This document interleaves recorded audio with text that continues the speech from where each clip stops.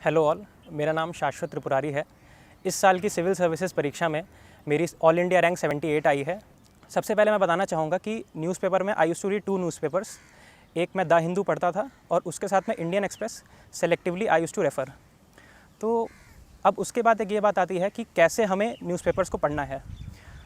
तो अगर मैं द हिंदू की बात करूँ तो उसमें अगर आप ये देखते हैं कि कैसे आपको कौन कौन से पेजेस पढ़ने होते हैं, तो जो आपका द हिंदू में जो फर्स्ट पेज होता है उसमें आपकी डिफरेंट न्यूज़ कवर होती है, जो सबसे इंपॉर्टेंट हेडलाइंस होती हैं।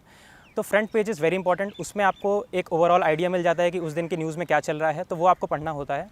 उसके बाद यहीं पे मैं बोलना चाहूँगा कि फ्रंट पेज पे कई बार बहुत ज़्यादा पॉलिटिकल न्यूज़ आती है, तो पॉलिटिकल न्यूज़ में आप उसको इग्नोर कर सकते हैं। लेकिन अगर किसी पॉलिटिकल न्यूज़ में कोई पॉलिटी की बात मेंशन्ड है या कॉन्स्टिट्यूशन की बात मेंशन्ड है, जैसे फॉर एग्जांपल अगर कोई किसी स्टेट में कुछ एमएलए का इशू चल रहा है, तो अगर उसमें कुछ रिप्रेजेंटेशन ऑफ पीपल्स एक्ट कहीं मेंशन्ड है तो वो आपको ज़रूर देखना है। अगर कुछ कॉन्स्टिट्यूशन के आर्टिकल्स मेंशन्ड हैं तो वो आपको ज़रूर देखना है।